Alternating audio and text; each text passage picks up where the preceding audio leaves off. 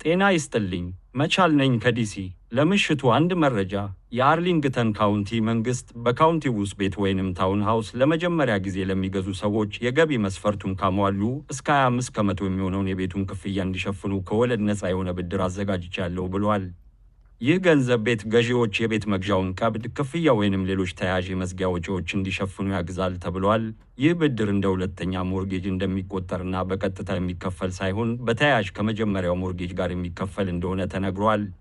የቤቱ ባለቤቶች የገዙትን ቤት ለመሸጥ ከወሰኑ ወይንም ሪፋይናንስ ለማድረግ ከወሰኑና የቤቱ ዋጋ እንደ አዲስ ሲተመን ከጨመረ በሂሳብ ተሰልቶ የተበደሩት ብድር የጨመረውን ያህል እንደሚጨምር ተገልጿል።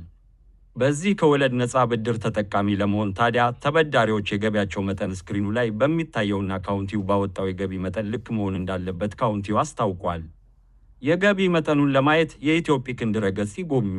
ከገቢ በተጨማሪም የሚከተሉት ሁኔታዎች ብድሩን ለማግኘት እንደ መስፈርት ተቀምጠዋል።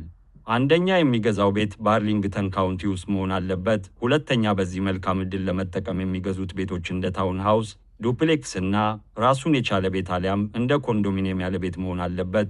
ሶስተኛ፣ የቤቱ ከፍተኛ የመግዣ ዋጋ $500,000 መብለጥ የለበትም። አራተኛ፣ ከፍተኛው የብድር መጠን ከ25% ያልበለጠ ወይንም $112,500 ያልበለጠ። አምስተኛ፣ ዝቅተኛው ቅድመ ክፍያ የጠቅላላ የቤቱ ዋጋ 1% መሆን አለበት። በዚህ መልካም ዕድል ተጠቃሚ ለመሆን አነስተኛው የክሬዲት ነጥብም 660 እንደሆነም ተጠቁሟል። የዴቢት ቱ ኢንካም ሬሾ ወይንም ያለቦት ዕዳ ከጠቅላላ ገቢው አንጻር ደግሞ 45% እንዲሆን ይጠበቅበታል። ሌላውና ዋናው ደግሞ ሌላ ከዚህ ብድር በፊት ዋና አበዳሪ መገኘቱን የሚያረጋግጥ ሰነድ ሊኖር ግድ ይላል። ለዚህ ደግሞ ምክንያቱ ይህ ከወለድ ነፃ ብድር የሚፈቀደው ተበዳሪዎች አስቀድመው የሚያስፈልጋቸውን አበዳሪ ካገኙ በኋላ ነው።